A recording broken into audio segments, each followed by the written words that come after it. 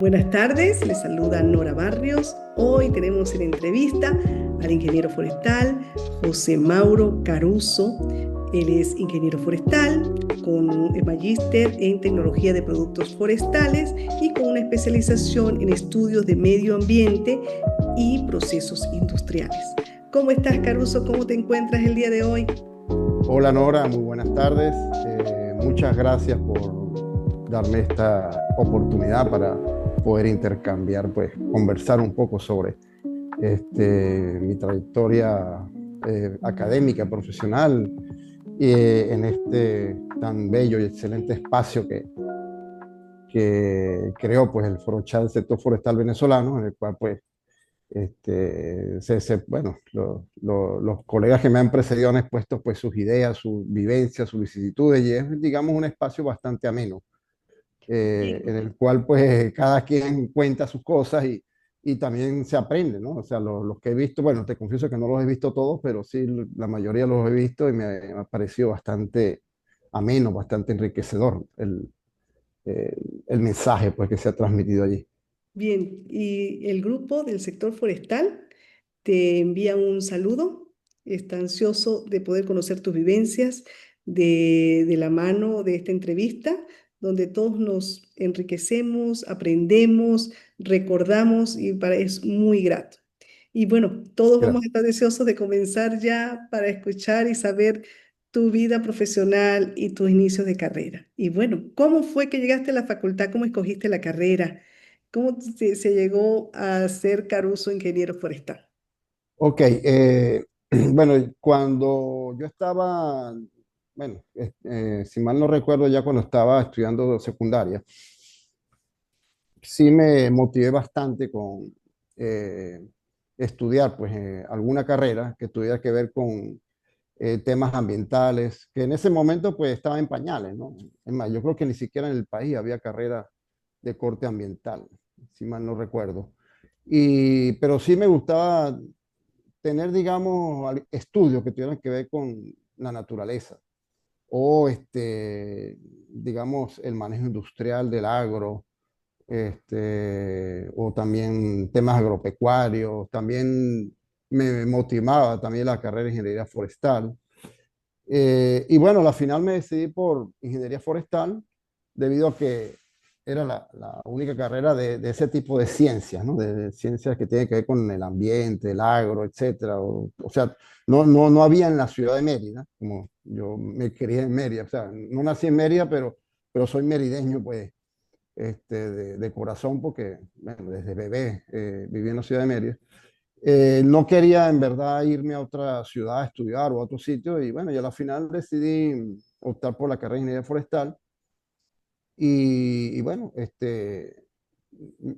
con bastante entusiasmo porque estaba seguro que era digamos, una carrera que me iba a gustar. Y de hecho, bueno, cuando comencé los estudios, pues me siguió gustando cada vez más, ¿no? Y bueno, también luego, pues, durante la carrera me gustó mucho más la parte de conservación en un principio. Me motivó bastante la parte de conservación y por eso yo digamos, hice mi trabajo de grado en control de torrentes. Me gustaba mucho más la parte relacionada a manejo de cuencas, aunque hice las dos opciones. Y paradójicamente, aunque me gustaba más la parte de manejo de cuencas, no pude ver todas las materias de manejo de cuencas porque me colisionaba el horario. Entonces, claro, porque saqué las dos opciones, bosques y cuencas. Entonces, me faltó una sola materia para terminar la opción de cuencas, pero sin embargo era lo que más me gustaba y por ahí fue donde yo hice mi trabajo de grado.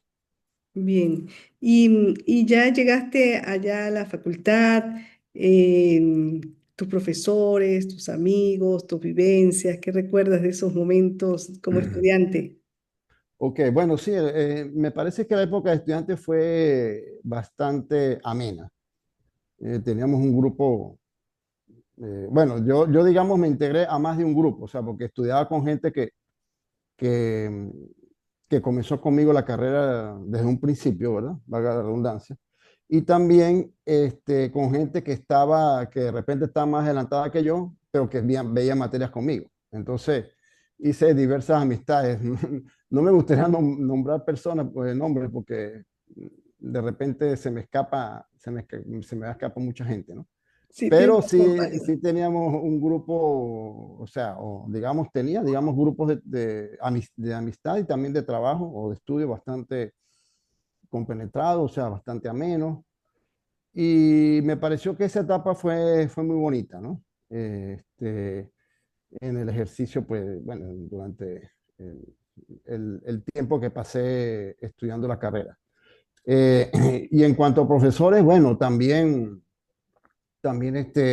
hay varios profesores que considero que fueron muy buenos, excelentes pedagogos, que fueron parte integral en mi formación como ingeniero forestal. Eh, por ejemplo, vale mencionar dentro de la rama botánica, pues está el profesor Edgar Hernández, que lamentablemente falleció recientemente, también el profesor Marcano Berti, que me dio clase, el profesor Rubén Darío Quintero, creo que es el apellido de él, que me dio Botánica 20, ese excelente profesor. Yo creo que se tenía una pedagogía increíble y parecía un artista dibujando Las el flores, pizarrón, ¿verdad? las Sí, sí, flores, todo sí, eso. No sé si tú bellísima. tuviste clase con él, ¿no? No vi, pero Sí. sí con Naranjo también y hacían Ah, ok. unos dibujos increíbles. Pero creo que Sí. era Hernández, ¿no? El profesor. Él se llama Rubén Darío. Yo sé que el nombre es Rubén Darío, pues no recuerdo si el apellido es Quintero. O Hernández, me suena esos dos apellidos. Entonces, Pero eran buenos dibujantes, creo que sí, sí, todos eran sí, bueno, iguales. por ejemplo, en lo que es protección forestal, bueno, siempre recuerdo gratamente al doctor Otton Holkins, porque también era un tremendo profesor, Sí, claro. un gran pedagogo. Bueno, también no puedo dejar de mencionar dentro de la rama botánica, pues yo fui preparador de anatomía de maderas. Yo primero concursé para botánica sistemática, pero no quedé. Y luego al siguiente semestre o al siguiente año, por ahí, no recuerdo bien si fue exactamente el siguiente semestre que concursé, se dio la oportunidad de concursar en anatomía de madera y ahí sí gané.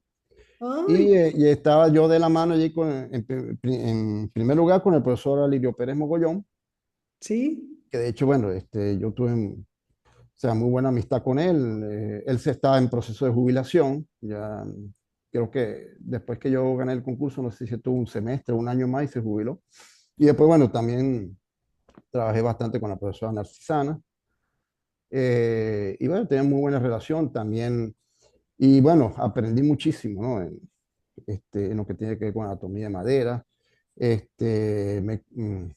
Me conocí casi todas las maderas que están en la siloteca porque también participé en un inventario. Ah, bueno, también me apoyó mucho, me ayudó mucho el perito Luis Rondón, Chumi, que le decimos popularmente.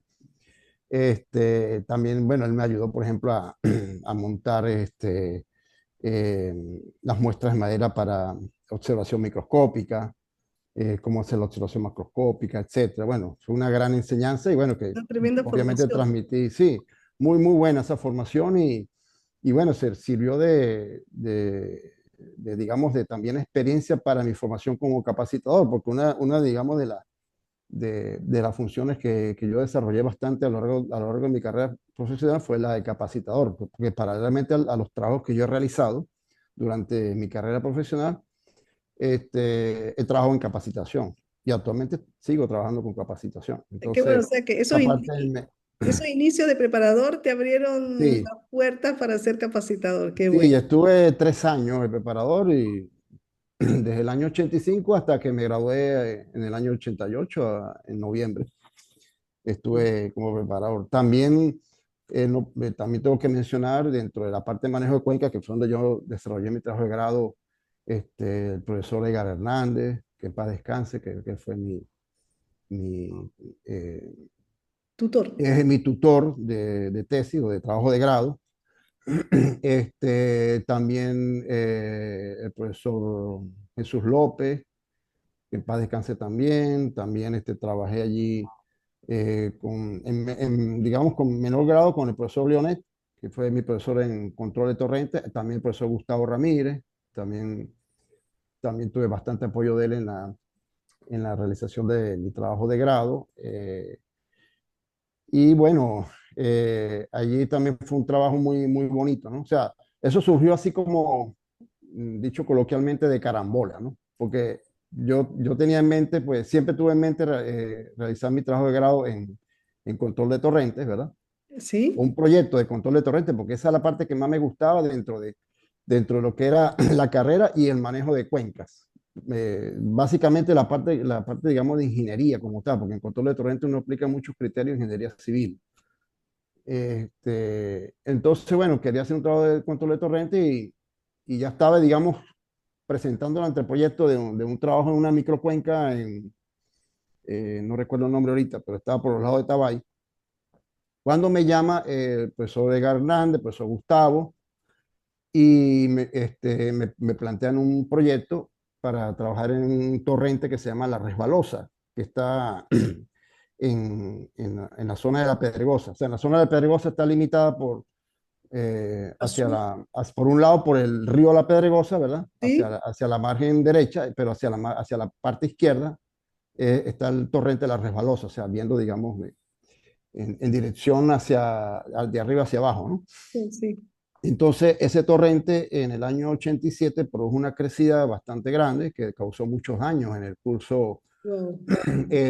básicamente en el curso medio y el curso inferior, en el cono de eyección, ¿no? Y Ujú. entonces, bueno, allí se estaba planteando un proyecto digamos, de proponer obras de control para ese torrente y era un proyecto que iba a estar en conjunto con el Ministerio del Ambiente, ¿no? O sea, para presentarlo a lo que en ese entonces era el Ministerio del Ambiente y los Recursos Naturales Renovables, como se llamaba antes. Entonces, bueno, me pareció bastante, bastante buena la oportunidad. Allí trabajé, como era un proyecto más o menos grande, también trabajé en conjunto con un compañero que se llama Marco Guerrero y trabajamos juntos pues, en ese trabajo de grado, valga la redundancia. Y una de las cosas también de las cuales, bueno, me siento afortunado de haber hecho ese trabajo también, por un lado tuvimos la oportunidad de realizar un curso de control de torrentes, porque en ese año que estábamos haciendo nuestro trabajo, se dio un curso de control de torrentes organizado por el Centro de Estudios Forestales de Posgrado, y, y fue dado por unos especialistas japoneses. Entonces, imagínate, Wow. la, la, el, el- Aprendizaje de el bagaje enseñanza. de conocimiento que traían esos japoneses fue increíble, tremendo. Es un aprendizaje tremendo para, digamos, poder realizar nuestro trabajo. Y bueno, y de hecho fue un trabajo, en ese momento, a mi modo de ver, fue bastante, bastante innovador o bastante, no sé si el término cabe, vanguardista, ¿no? Porque se aplicaron cuestiones de ingeniería, o sea, conocimiento de ingeniería, lo que es cálculos hidráulicos, cálculo de obras, ¿verdad? Para estabilizar taludes, o sea, espigones, muros de contención, eh, traviesas, o sea, para prevenir la socavación en el fondo de cauce. Un gran trabajo. También, sí, también planteamiento de obras de control de erosión, pero claro, el detalle básicamente estuvo a nivel de planteamiento de obras civiles, básicamente, o Sí, sea, claro. obras de construcción. Y ya, digamos, como recomendando para una etapa posterior, se recomendaba, digamos, ya de manera más superficial, pues realizar obras de control de erosión en la parte alta de la cuenca, el manejo, digamos, manejo del uso de la tierra, la ordenación del territorio, esas cosas también se plantearon, ¿no? Y fue, digamos, un trabajo bastante enriquecedor para mí. También se trataron o se utilizaron o se manejaron conocimientos de mecánica de suelos, por ejemplo, lo que es la dinámica de las crecidas, el cálculo, digamos, de, de el cálculo, digamos, de la obra que debe hacerse en función del periodo de retorno de las crecidas, etcétera, etcétera. Entonces fue bastante buena esa experiencia, ¿no? Wow, qué tremenda experiencia. Y, Y sí, ya, ajá. y al graduarte, ya pudiste ejercer esa parte de un gran trabajo que hiciste, ¿no? Bueno, no la pude ejercer porque quizá mi desempeño profesional fue bastante sui generis, ¿no? Se quiere, si cabe el término, ¿no? Porque, bueno, yo creo que ya vamos, digamos, a la parte profesional. Luego de graduarme, también, o sea, yo, digamos, una de mis aspiraciones era trabajar, pues, en el área de manejo de cuencas y de repente trabajar con la universidad o el Ministerio del Ambiente en ese momento, ¿verdad? Pero también me animó mucho la industria petrolera, porque también conocí de algunos proyectos de manejo de cuenca que se están realizando en la industria petrolera, uno que fue bastante relevante, que fue en la cuenca del río Sanchón y otro río ahí que más no recuerdo el nombre, que están cerca de la refinería del Palito, En y que Carabobo. esa cuenca sí abastece de agua a la refinería. Y también ahí se ejecutaron, en ese caso, PDVSA, en la entonces filial Corpoven, tenía pues su proyecto allí de manejo de esa cuenca. Entonces, bueno, esa parte también me llamaba la atención y bueno, y me animé a solicitar empleo también en la industria petrolera. Eh, con la sorpresa que, bueno, un día me llamaron a una entrevista. Eso fue a finales del año 88, creo que sí, terminando el año 88 o no, o comenzando el 89, no recuerdo bien. Me llamaron a entrevista en la filial Lagoven, ¿verdad? En Caracas. Y bueno, les pareció bien tanto mi formación como el currículo que yo tenía. Y me dijeron, bueno, nosotros estamos visualizando, ya que un ingeniero forestal optó por trabajar aquí, estamos visualizando que tú pudieras trabajar en el oriente del país, concretamente en el campo Morichal, ¿Ok? en lo que es la formación y digamos, por supuesto, también el desarrollo o la formación operativa para el combate a incendios forestales, porque en esa zona pues hay muchas instalaciones petroleras que están cerca Los bosques. de plantaciones de pino, incluso hay pozos que Claro. están dentro de los bosques de las plantaciones de pino, ¿no? En esa zona. Todo Monagas y Anzoátegui. Sí, Morichal es al sur de Monagas. En Anzoátegui no trabajé, sino trabajé fue en la zona de Morichal, que es estado Monagas. Ahí estaba cerca las plantaciones de Chaguarama, un poquito más lejos estaba Uberito, estaba también Cachipo por ahí cerca, y otro, Coloradito, cerca de Coloradito. sí, Colorado también. Entonces, bueno, bueno, me emplearon en la filial Lagoven y me enviaron para Morichal. Una anécdota que, que quisiera mencionar, pues es que ¿Cuál? cuando me emplearon, a mí me emplearon justamente el 27 de febrero de 1989, cuando comenzó el Caracazo. Ok. Entonces, bueno, me firmé y en la tarde, cuando estaba en el apartamento donde me quedé, porque firmé y al día siguiente, me dijeron, y al día siguiente te vas en un avión de la empresa para Morichal. Tienes que estar en el hangar de la empresa a las 5 de la mañana, 5:30 de la mañana, algo así. Pero en la tarde, ya donde yo me estaba hospedando, pues se veía alboroto, o sea, manifestaciones y esas cosas, pero bueno, no había sucedido nada. Entonces, en la madrugada me fui, me busqué un taxi, me fui y luego a lo que yo llegué a Morichal, me enteré que como unos 15 minutos, 20 minutos después que salió el avión, habían cerrado el aeropuerto de Maiquetía, porque el 28 de febrero ya estaba, digamos, la situación pues terrible, se escapó de control, pues, en, básicamente en Caracas, Guarenas, etcétera, esas ciudades allí satélites de Caracas, y en otras regiones del país. Entonces, bueno, de bromita fue que pude salir, ¿no? Y bueno, comencé mis actividades de trabajo en Morichal. Por supuesto, se manejaba el tema de prevención y control de incendios forestales, pero también me formé en lo que son los incendios industriales, porque lógicamente ellos necesitaban, o digamos el puesto allá, el puesto para desempeñar allí, tenía que manejar todo eso. Bueno, también me formé en la parte de incendios industriales, que fue bastante interesante, ¿no? De hecho, tuve asignaciones en diversas partes de la empresa, en la refinería de Amuay, en la división de Occidente, ¿verdad? Luego retorné a Morichal, estuve más o menos unos 6 meses, quizá un poquito más trabajando en esa zona, cuando de repente, pues, allí se altera mi desarrollo profesional porque surgió, pues, una necesidad de trabajar en Caracas, debido a que había un analista que estaba allá, que lamentablemente falleció en ese momento, a finales del año 89, y bueno, me enviaron a mí para cubrir su posición. Y luego estuve, bueno, como un año más o menos trabajando en Caracas y en vez de devolverme para Oriente, me enviaron fue para Occidente. Entonces, casi toda mi carrera profesional en la industria petrolera fue desarrollada aquí en Occidente. Y básicamente, pues trabajé en el área de control de incendios. Y aquí obviamente los incendios de vegetación sí eran, o son mucho menos relevantes que en esa zona donde yo trabajé en Oriente.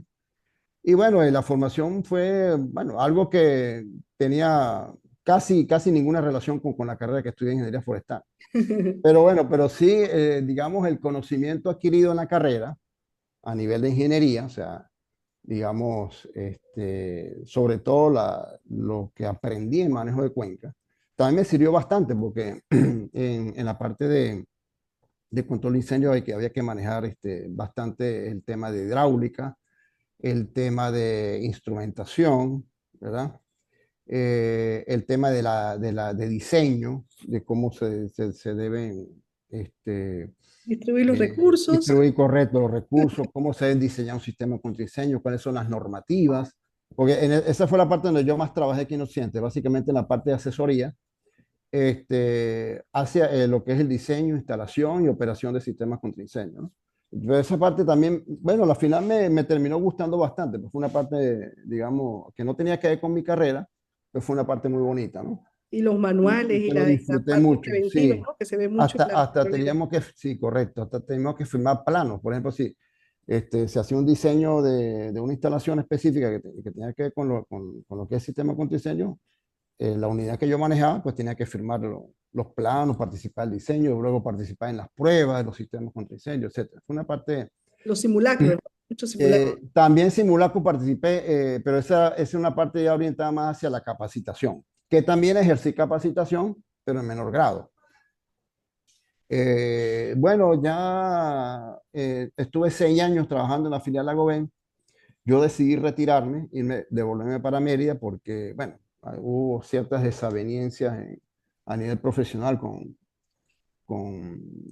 algunas personas, bueno, que no vale el caso mencionar.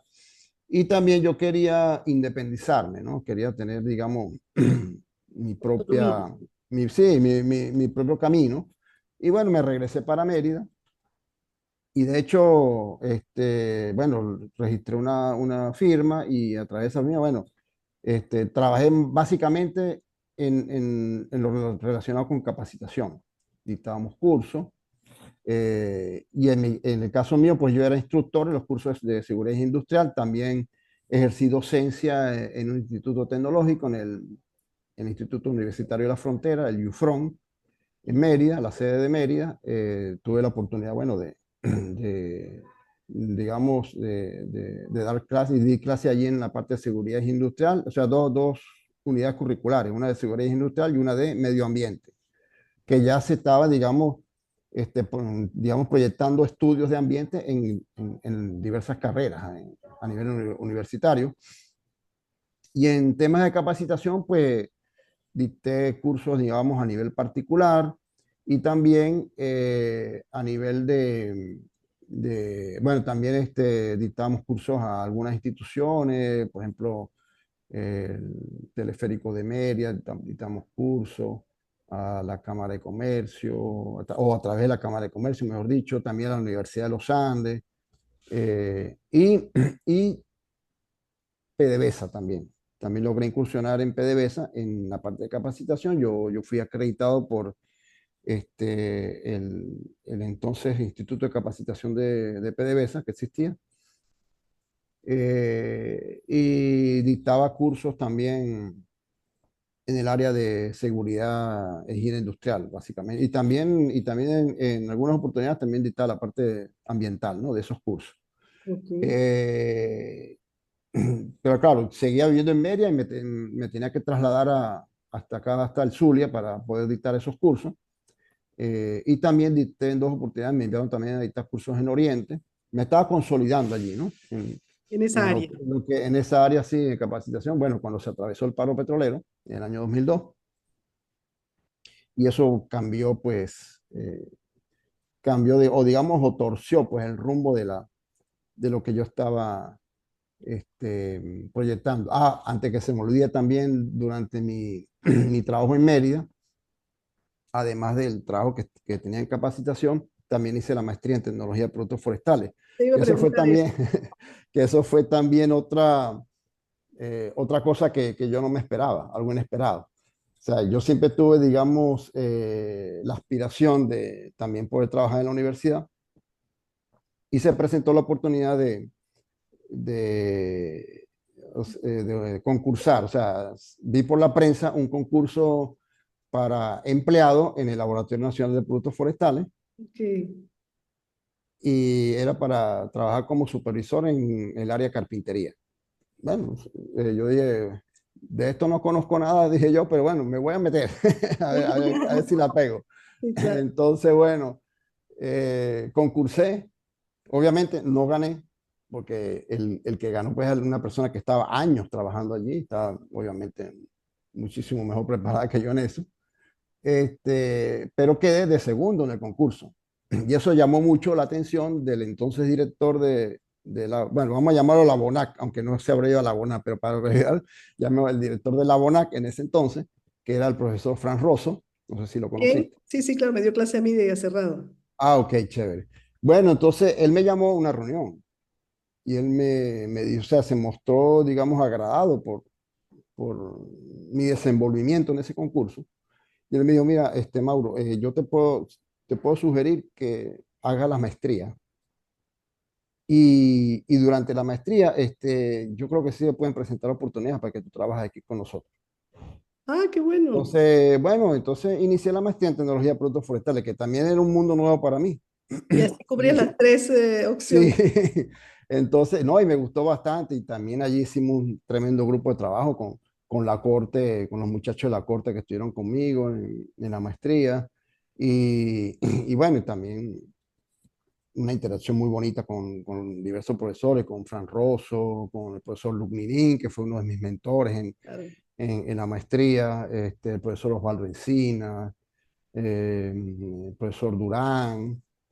Bueno, no sé si se me escapa algún otro profesor. La profesora Gladys Morocho. Bueno, sí, no, la profesora Gladys, en realidad sí, bueno, era solamente nos saludábamos, pero con ella sí no tuve, porque como no trabajé con nada relacionado con el tema de Ah, pulpa, pues tecnología, claro. porque yo me fui por el procesamiento mecánico de la madera. Ah, perfecto. Igual también con el profesor Darío, conversaba mucho y es muy ameno, pero tampoco interactué en el ámbito profesional con él, porque claro, también su especialidad es la parte de tablero, ¿no? Entonces, un colega mío sí se fue por la parte de tablero, otro colega por la parte de pulpa y papel, etcétera. Entonces, yo me fui por la parte de procesamiento mecánico, Ok. y dentro del procesamiento mecánico, lo que es la parte de producción industrial de muebles, que se estaba, ¿cómo se llama? Generando. Comenzando, digamos, sí, a desarrollar en el laboratorio, ¿no? De hecho, hicimos un trabajo de un diagnóstico que hicimos en varias fábricas de muebles a nivel nacional. En ese diagnóstico trabajé en campo por un lado con el profesor Ninín, por otro lado con el profesor Encina. Fuimos a visitar varias fábricas de muebles, hicimos un diagnóstico sobre temas que están relacionados con la comercialización, el manejo de la materia prima, la optimización, digamos, del desarrollo, del proceso industrial. O sea, digamos, se aplicaron muchos criterios y conocimientos de ingeniería industrial Y esa parte, digamos, fue quizá la que yo más desarrollé. Y el trabajo de grado también de la maestría tenía que ver con eso, con el desarrollo de una fórmula que tenía que ver cómo que pudiera ser aplicable a la industria del mueble, que bueno, lógicamente se hizo un trabajo allí, pero que debía seguirse mejorando o continuando una mayor investigación en ese ámbito, ¿no? De cómo mejorar la productividad, pues, en lo que es el proceso de fabricación de muebles. Y bueno, fue un trabajo bastante interesante también. Eh, y durante diversos años, pues, no siempre en forma continua, más bien en forma discontinua, pues participé como apoyo a proyectos de investigación y también apoyaba a los profesores en el dictado también de materias, en el caso de la materia de cerrado y labrado, también algunas veces daba apoyo docente. Este, también dentro de una asignatura que se había creado allí que se llamaba Principio de Máquinas y Equipos, es un tema de seguridad industrial, del cual el profesor Ninin me pidió el apoyo, yo dicté la parte de seguridad allí. Y bueno, sí, fue una experiencia también bastante enriquecedora para mí. Me gustaba mucho también Sí, es una esos parte temas muy bonita. asociados con lo que es el procesamiento mecánico de la madera, el aserrado, lo que es la producción de muebles. Fue, digamos, una experiencia bueno, que, que, que fue muy enriquecedora para mí a nivel profesional y de hecho, bueno, mi aspiración era quedarme en el laboratorio para, ¿Sí? para trabajar en esa área. Claro, en ese entonces pues no se dio la oportunidad para poder ingresar ya de manera formal, bien sea como un empleado, como un profesor en la facultad. Pero bueno, yo estaba ahí a la expectativa, continuaba trabajando, a veces no tenía contrato y seguíamos, no solamente yo, sino parte del grupo, de mi grupo de trabajo, que todavía están algunos trabajando allí en Labona. Bueno, trabajamos allí, tuviéramos o no tuviéramos contrato, o sea, mientras estudiábamos la maestría, también dábamos el apoyo necesario a los profesores, cada quien en su área, ¿no? Y ya al salir, al culminar la maestría, Ok, al culminar la maestría continué me distribuí pues a nivel profesional entre el trabajo en el laboratorio, apoyando, digamos, actividades de investigación. eh, y hasta el año 2001 o 2002 estuve en el laboratorio trabajando. Eh, luego, eh, bueno, en el año 2002 cuando se presenta el paro petrolero. Antes de comentar eso, también paralelamente a eso, pues yo estaba trabajando también con la parte de capacitación básicamente, dictando cursos. En el año también dictaba cursos en PDVSA, me distribuía mi tiempo allí. Como no tenía un contrato con el finido. laboratorio en ese momento, se me había acabado el contrato, bueno, no pude, bueno, no podía tener continuidad allí, ¿no? Entonces también me dedicaba a mi empresa en ese momento. Y luego en el año 2002 ocurre el paro petrolero y el paro petrolero pues también nos tuerce otra vez el destino, ¿no? Tanto a mi persona, también como a mi esposa, o sea, a mi entorno familiar. Sí, claro. Y bueno, nos quedamos prácticamente sin trabajo porque se paralizaron las actividades que estábamos desarrollando en PDVSA a nivel de capacitación, no hubo trabajo, o sea, ya estaba desempleado y en el febrero más o menos, febrero-marzo del año 2003 me llaman de PDVSA, porque PDVSA quedó digamos, con muy pocos profesionales por la raíz del paro petrolero. Y bueno, me llaman y me plantean la posibilidad de regresar a la industria. Entonces, bueno, yo lo estuve pensando hasta que, bueno, hasta digo, bueno, vamos a tomar el paso, porque en verdad no había más oportunidades.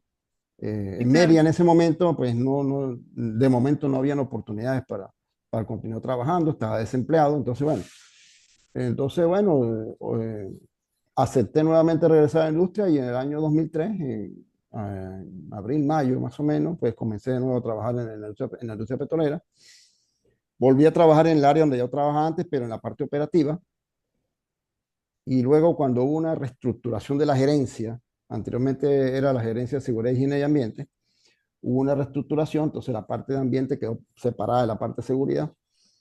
Y dada mi formación como ingeniero, yo decidí, pues, digamos, me sometieron a consideración que, en qué quería trabajar. Yo dije, no, yo quiero irme a trabajar en la parte ambiental, porque esa era la espinita que yo tenía. De hecho, yo siempre quise, también en mi época de Lago Ben, yo siempre quise trabajar en la parte ambiental, pero no se me dio la oportunidad, ¿no? En ese momento. Entonces, se me dio esta vez y el trabajo en la parte ambiental comenzó en la parte de control de derrame. Ok, Ahí me ok, o sea, formé, trabajé en la unidad de prevención y control de derrames, que es la llamada unidad OLAMAC en PDVSA, y estuve a cargo de los planes de contingencia contra derrame tanto en el lago Maracaibo como en la cuenca del río Catatumbo, porque además de, digamos, de lo que era la parte operativa en el lago, también manejábamos operaciones de control de derrames en la zona fronteriza con Colombia a través del río Catatumbo, porque en ese entonces habían muchos atentados producidos por la guerrilla colombiana que originaban derrames de crudo, o sea, atentados en el oleoducto Caño Limón Coveñas, ¿verdad? Que es un oleoducto que pasa por, digamos, de su punto de partida, que es Caño Limón, que es el mismo campo Guafita en Arauco, o sea, que comparte, digamos, yacimiento con la zona de Arauca en el estado Apure. Entonces de ahí sale un oleoducto que se llama, el campo en Venezuela es Campo Caño Limón, pero perdón, en Colombia es Campo Caño Limón, pero en Venezuela es Campo Guafita, en estado Apure. De ahí sale el oleoducto. Entonces, hay ciertas partes donde la guerrilla cometía atentados que a veces afectaban la zona de Apure, pero esa zona no la trabajé yo, la trabajaba otra, digamos, división de la empresa. Y el caso de Occidente, la afectación por derrame proveniente de Colombia era a través del río Catatumbo o sus tributarios, el río Tarra, el río Zulia, básicamente, ¿no? Y bueno, fue algo también bastante, digamos, impactante en un principio para mí. De hecho, teniendo como un mes, creo, comenzando a trabajar en la parte de derrame, salió un derrame grandísimo proveniente de Colombia y bueno, nos fuimos sin saber cuándo íbamos a regresar. Yo wow. estuve una semana seguida, como tres noches durmiendo allí bueno, lo que se podía dormir en la camioneta, porque estábamos en plenas operaciones de control. Y luego, bueno, ya cuando se van estabilizando las cosas, las operaciones, lógicamente ahí se van planificando las actividades, lo que es la- el manejo de los desechos, el saneamiento ambiental, etcétera, ¿no? Entonces, bueno, por la final también me fue gustando, ¿no? Esa parte No, pues operativa, esa parte, digamos, de interesante, acción. ¿Ah? claro, Caruso, interesante saber la metodología, ¿no? O sea, si nos puedes explicar un poquito la metodología para sanar un poco el derrame, o sea, qué métodos utilizaban. Ok, bueno, para decirlo bueno, como tenemos el tiempo un poco Ajá, sí, claro, pues, no, limitado, o sea, decirlo en grandes rasgos, ¿no? O sea, el control de derrame abarca varias etapas. Por un lado, lo que es la detección, ¿verdad? La detección del derrame, que en ese caso se visualiza dependiendo del escenario donde está el derrame. Hay diversos medios para detectarlo, o sea, a través de, por ejemplo, inspecciones aéreas, hoy día a través del uso de drones, por ejemplo, que se utilizan, en aquel entonces todavía no se usaban, cuando yo comencé a trabajar en esa área. También uso de sensores remotos, a través de satélites, etcétera. Hay diversos medios, digamos, para lo que es detectar un derrame, ver la trayectoria, y en función de eso se ejecutan diversas medidas. En primer lugar, el control en la fuente, o sea, la, la la causa, medida fundamental es controlar el donde se origina el derrame. claro. Si tenemos una hemorragia, bueno, hay que parar esa hemorragia, dicho en sentido figurado, ¿no? Para evitar de que continúe incrementando el volumen Y se haga un doble trabajo. derramado y por supuesto incrementando la afectación ambiental.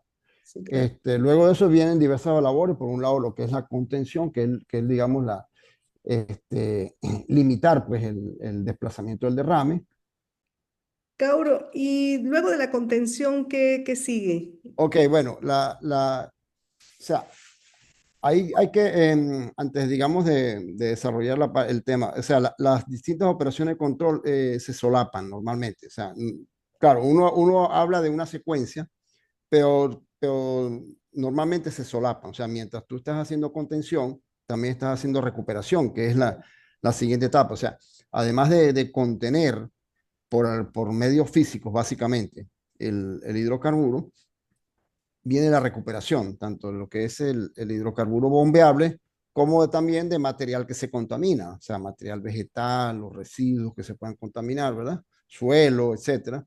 Entonces, viene la recuperación con diversos equipos que trabajan, denominados denatadores o skimmers, o también equipos de vacío, o también se utilizan bombas de transferencia, también recolección, cuando ya se recoge material sólido impregnado, se pueden utilizar diversas maquinarias, excavadoras, por ejemplo, o también recolección manual, dependiendo del escenario y la necesidad existente y la dinámica de las operaciones, ¿no? También la parte de recolección, perdón, se puede apoyar también con el uso de productos tensoactivos que alteran pues la tensión superficial del agua y permiten facilitar la recuperación o la limpieza, que digamos la operación, digamos de manera paralela, si se quiere, a la recolección también viene la limpieza de las áreas contaminadas, donde se puede utilizar en algunos casos, no siempre, obviamente, también se puede acompañar con productos tensoactivos o también productos absorbentes, tanto en la fase de recuperación como en la fase de limpieza. Y ya, digamos, al realizar la limpieza, pues viene lo que es, por un lado, las actividades de remediación de la zona contaminada en caso de que la limpieza todavía no haya permitido que los valores de agentes contaminantes lleguen a los valores estándar contemplados en la normativa ambiental vigente, o bien realizar actividades de remediación, bien sea en sitio o extrayendo el material fuera del sitio para tratarlo por ejemplo, en un centro de manejo de residuos peligrosos o de desechos peligrosos, que existen varios en el país. En el caso de la industria petrolera, que fue lo que yo manejé, existen varios en el país.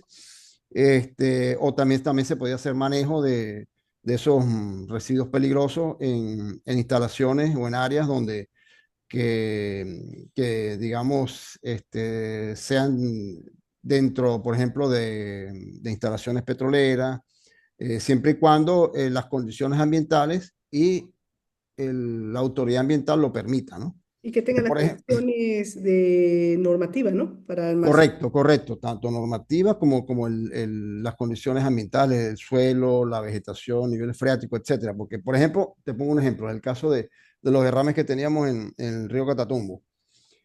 Como es una zona remota, fronteriza con Colombia, el traslado de los desechos generados es sumamente costoso para un centro de manejo. Sí, O sea, claro. el centro de manejo más cercano a la zona fronteriza con Colombia quedaba alrededor de unos 300, 250, 300 kilómetros. Entonces, el trasladar Wow, todo ese material, claro. entonces es sumamente costoso.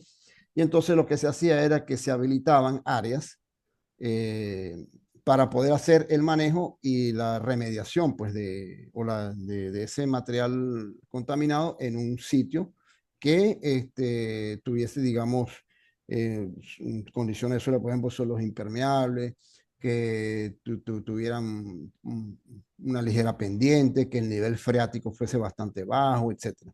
Y, por supuesto, eso se hacía en concordancia con la autoridad ambiental. O sea, la autoridad ambiental permisaba el área para poder hacer ese manejo.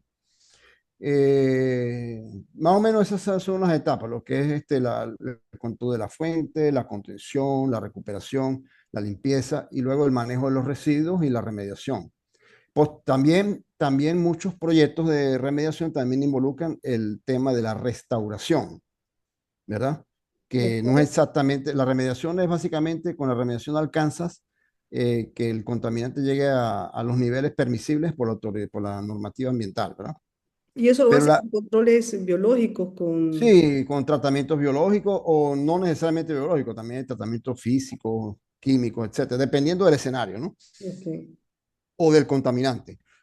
Ahora, la restauración es un proceso que va un poco más allá. Con la restauración lo que se busca es tratar de que ese ecosistema afectado llegue a condiciones lo más parecidas a lo que era antes de la Origen, contaminación. sí.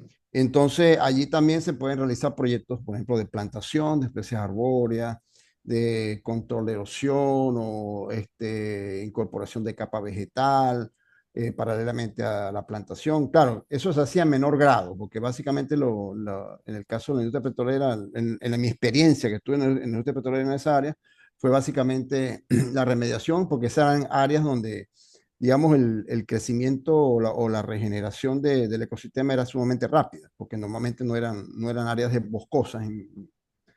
Y digamos, la recuperación del ecosistema en forma natural era relativamente rápida. Entonces, mm, digamos, la parte de restauración no se manejaba mucho. La parte de saneamiento o la remediación sí era Hasta ahí. bastante fuerte. Y también, por supuesto, de manejo de residuos que no son tratables por métodos de remediación. Por ejemplo, el caso de los desechos contaminados con hidrocarburos. Por ejemplo, en el lago de Maracaibo, en derrame del lago de Maracaibo se recuperaba mucha basura contaminada, porque las costas del lago, además de, bueno, tantos contaminantes que tiene, también hay partes donde hay Arrastra. bastantes desechos sólidos, y esos desechos sólidos, cuando se contaminan con crudo, también hay que recogerlos. Y entonces eso se lleva a un centro de manejo, a un incinerador, para darle disposición final, porque no se puede, digamos, hacer un tratamiento ya de ese tipo de desecho, ¿no? O se puede Claro. utilizar como procesamiento térmico de repente, siempre y cuando surja la disponibilidad, o se lleva a un incinerador para ya transformarlo en ceniza y darle disposición final a esa ceniza, ¿no? Mira, Claudio. Entonces, No, no, sí, continúa, perdón. ok. Bueno, ese, digamos, lo que es el trabajo como tal, que en lo que tiene que ver con la parte de RAMI y remediación. También, luego de, digamos, de mi labor como supervisor en control de RAME, ya ejercí como superintendente durante casi 10 años, ¿verdad? Atendiendo diversas áreas. Ya superintendente en la parte de gestión ambiental. La Ok. parte de gestión ambiental ya abarcaba diversas áreas, ¿no? Lo que es, digamos, la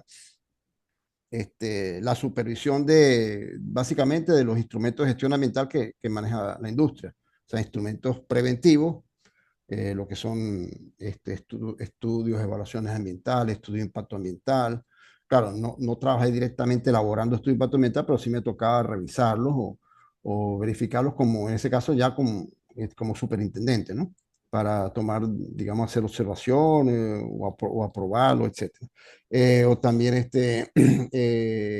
también para obtener permisos para afectaciones ambientales, para perforación de pozos, etcétera. Entonces, esas cosas también las manejamos en la parte de lo que es estudios de evaluación ambientales, manejamos también la parte operativa, o sea, me tocaba también supervisar a los supervisores de RAME que atendían diversas áreas, o sea, pasé por atendiendo de diversas gerencias, o sea, yo pertenecía a la gerencia de ambiente, pero como gerencia de ambiente Tenía muchas atendíamos actividades, a claro. diversas gerencias operacionales. Entonces pasé por varias gerencias, tanto de operaciones de tierra como operaciones en lago.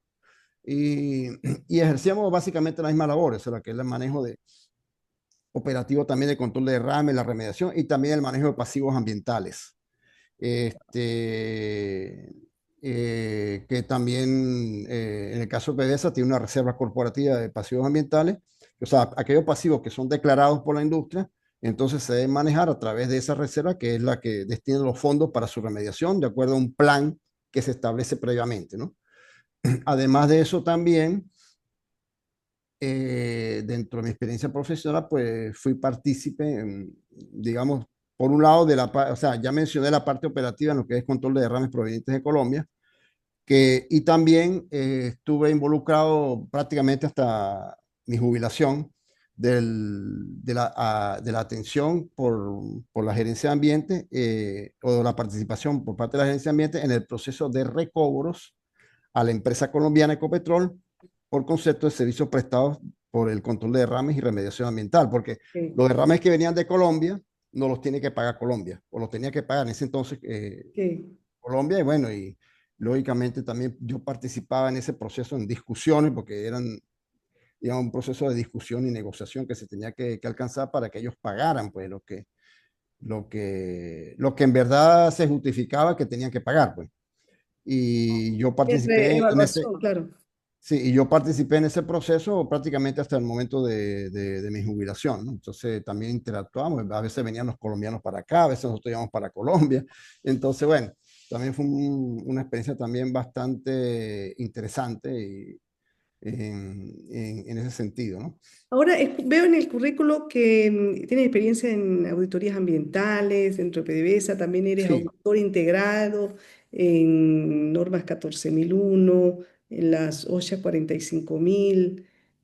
Háblanos un poco de esa experiencia. Ok, en el tema, digamos, de ejecución como tal de auditoría, dentro de mi labor como superintendente, también dentro de los instrumentos de gestión ambiental correctivos están las auditorías ambientales, ¿verdad? Y cuando tocaba, digamos, supervisar, en el caso mío no fui ejecutor como tal de auditoría, sino que lo que hacía era evaluar el resultado de la auditoría, hacer observaciones, hacer correcciones, o sea, tenía analistas que hacían la actividad, ¿no? Y básicamente esa fue, digamos, la experiencia que tuve como superintendente y era, digamos, el resultado del trabajo de campo, Ok. de diversas auditorías ambientales que se hicieron durante mi paso por la industria en esos puestos, ¿no? Ahora, en lo que respecta a las auditorías del sistema de gestión ambiental, ahí sí me capacité ya después de jubilado.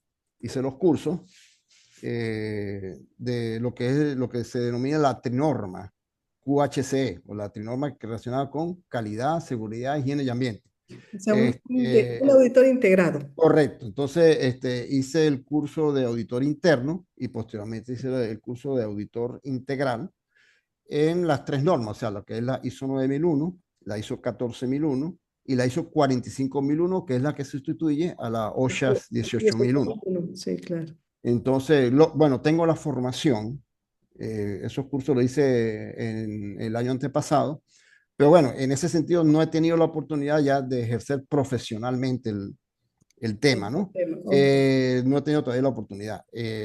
Sí tengo bueno, si se presenta la oportunidad, lógicamente tengo el certificado, pues, como Ay, auditor vale interno y mucho. como auditor líder. Sí, eso Ese vale y vale, certificado vale mucho sí, y es vale tiene bastante. gran auge y ser Sí, autor pues tiene mucho correcto. renombre Así es. y si vas a ejercer con toda esa experiencia que tienes, maravilloso, te va a ir muy bien. Pero tienes también experiencia internacional. Luego Sí, que te jubilaste, te fuiste a ejercer a otro país, ¿cierto? sí, correcto. Bueno, antes de comentar eso, también mi trabajo internacional, o sea, parte fue con los colombianos, que fue, digamos, por la interacción que tuvimos con Ecopetrol. También tuve una experiencia en el año 2010, cuando era superintendente.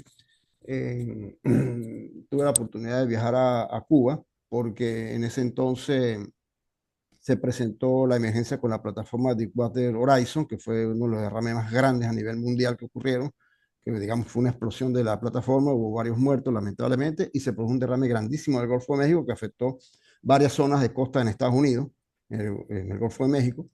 Y en ese entonces el gobierno cubano estaba preocupado porque la costa norte, donde está La Habana, esa costa forma parte del Golfo de México. Entonces, bueno, estaban preocupados que de repente ese derrame los podía afectar a ellos y como ellos tienen, digamos, mucha formación en temas de control de desastres, pero no de derrames en ese momento, ¿no? Ok. Básicamente ellos tenían preparación en lo que es manejo de emergencias ambientales, que si huracanes y cosas así por el estilo, ¿no? Pero por el caso de derrames o sea, sí tenían, aunque tenían, digamos, algún equipamiento básico, no estaban bien formados en eso, entonces pidieron apoyo al gobierno venezolano en ese entonces y enviaron una comisión de PDVSA. Dentro de esa comisión de PDVSA me enviaron a mí como representante de acá de Occidente.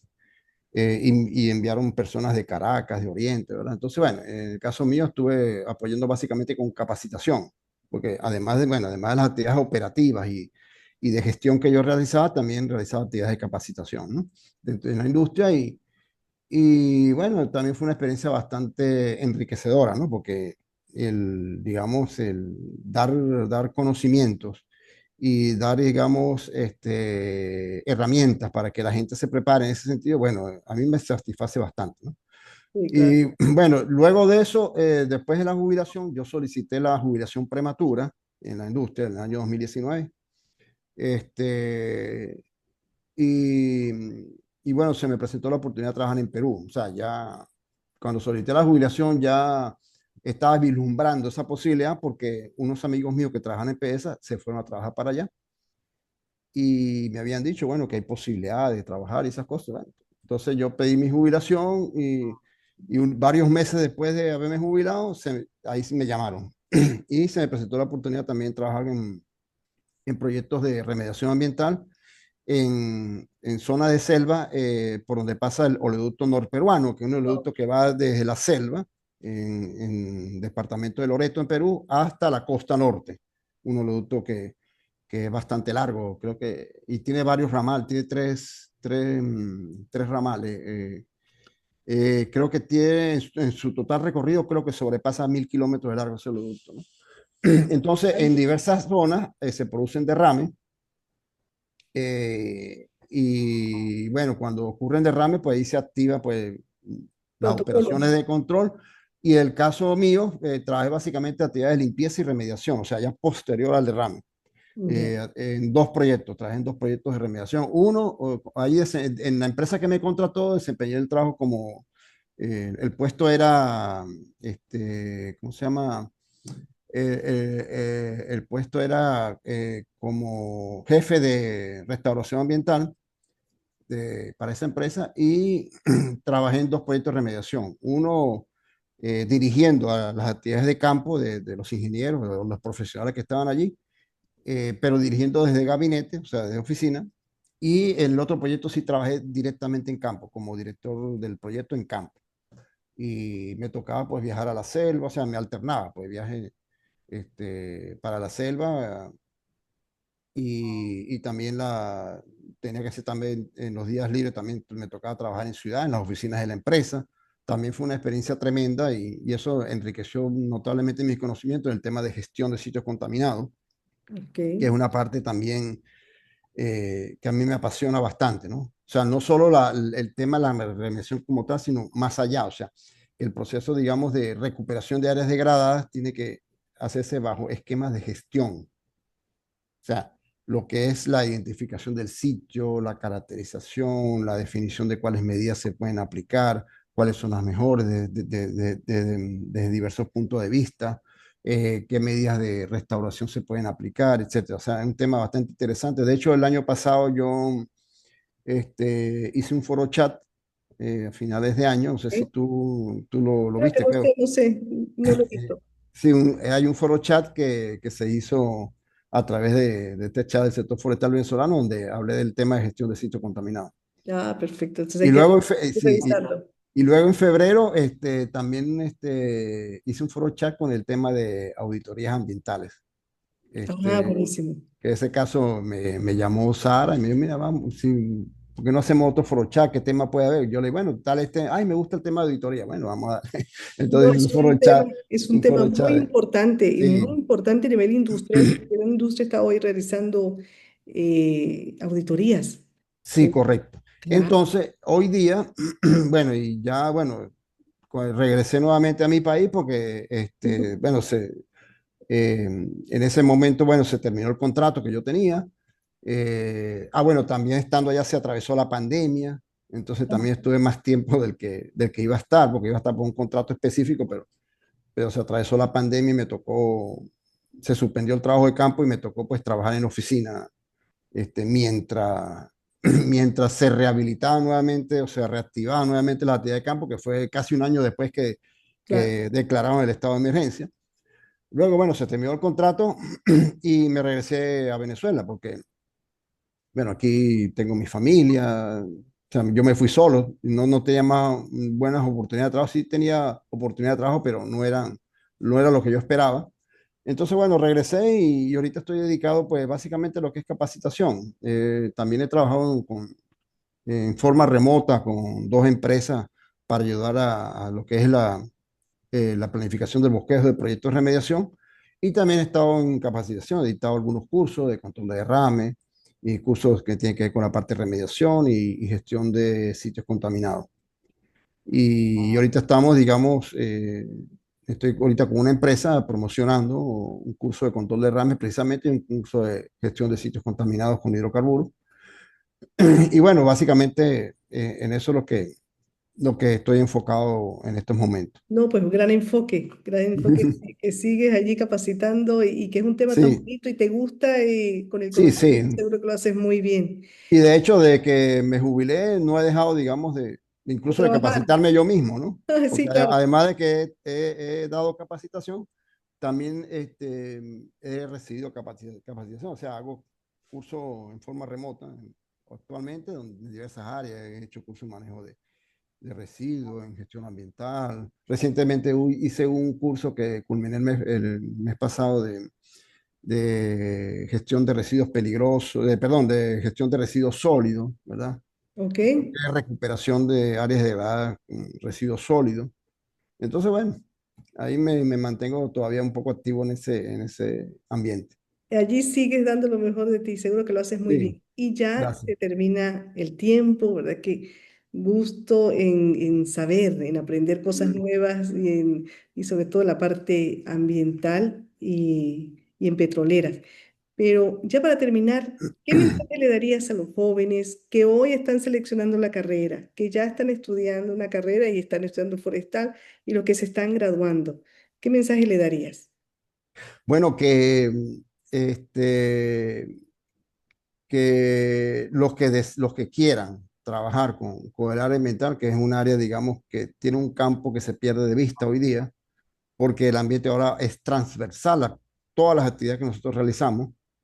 O sea, cualquier actividad humana, sea industrial o no industrial, el ambiente es algo transversal, porque hoy día, por ejemplo, lo que es el manejo de residuos, en muchos países ya existe una cultura, incluso ya desde niños, cómo deben manejar los residuos que generan, ¿no?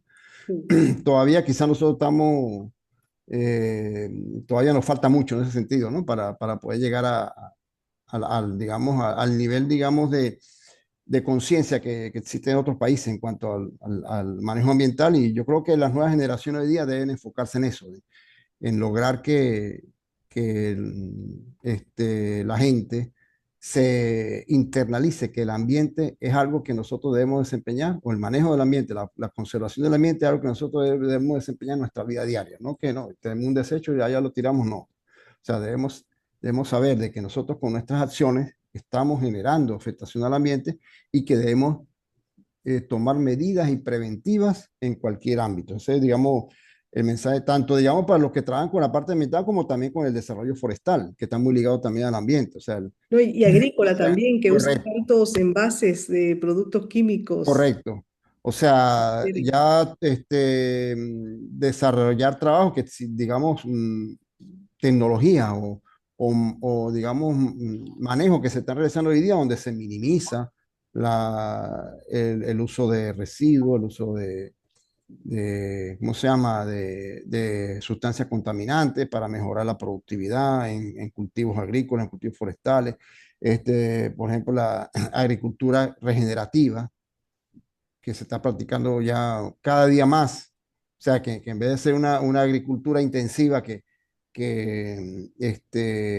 deforesta grandes cantidades de terreno o áreas muy grandes, bajo un monocultivo, por ejemplo, que son muy dañinos al suelo, pues alternar esos cultivos, también alternar con cultivos agrícolas, con cultivos forestales, etcétera. Entonces existen ya muchas prácticas que se están realizando hoy día, también aquí en Venezuela ya se están realizando también, pero lógicamente tenemos que llegar al avance que existe en otros países en ese sentido.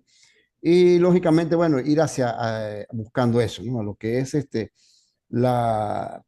que nuestras prácticas, en vez de afectar o dañar el ambiente, que más bien contribuyan que sean prácticas que sean amigables con el ambiente, que no destruyan el ambiente, y se puede más bien regenerar el ambiente, pues mucho mejor.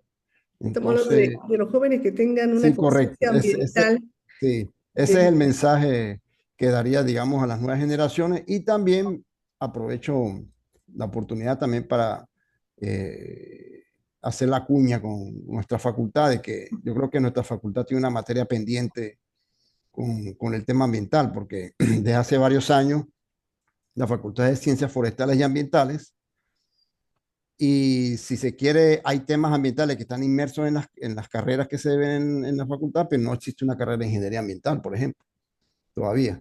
Está en proyectos, está en planes, pero todavía después de no sé cuántos años que se cambió el nombre a Ciencias Forestales y Ambientales, no hay una carrera que sea netamente ambiental todavía, ¿no?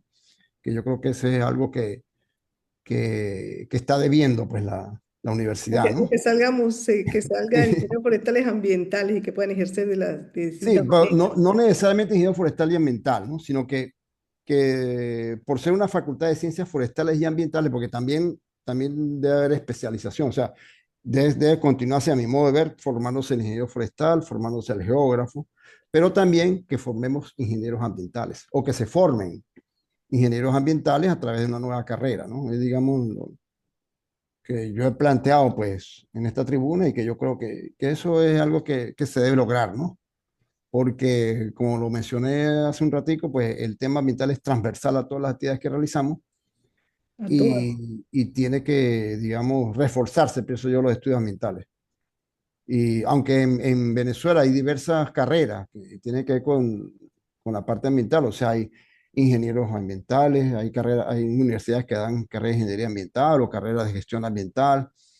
Este, creo que es importante que en el caso de nuestra facultad, que se llama Facultad de Ciencias Forestales y Ambientales, también se, digamos, refuercen pues las carreras de índole ambiental. Muy bien. Pues sí, el ambiente en Es todo. mi opinión en ese sentido. No, muy validera tu opinión, Ok, Caruso.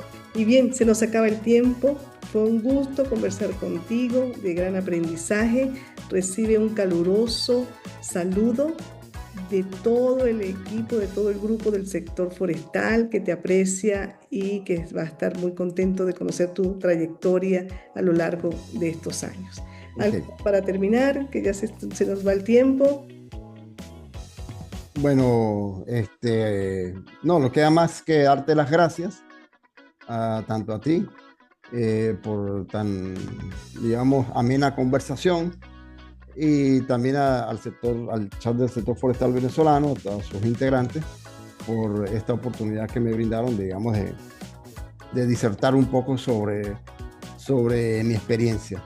Y estoy muy contento pues de conversar contigo, de una charla muy amena, excelente, bueno, y este, estoy pues a disposición del grupo para cualquier consulta, cualquier necesidad de apoyo, requerimiento que se pueda presentar que esté dentro de mi alcance. Bien, ¿no? Muchísimas gracias, ¿no? Yo agradecida contigo por la oportunidad, por el aprendizaje y fue muy amena y te deseo el mayor de los éxitos, que sigas impartiendo tus capacitaciones, que seas un capacitador de alto nivel y que puedas llevar tus conocimientos a tantas personas para mejorar nuestro medio ambiente, que sin duda el que si cuidamos el medio ambiente vamos a tener salud. Y bien, Así es, un gran abrazo, que tengas igualmente. bonita tarde, un gusto conocerte y saludarte y espero que estés muy bien. Ok, Saludos a muchas la gracias, familia Nora. y hasta luego. Hasta luego, un gran saludo. Gracias. Realmente, Adiós. adiós.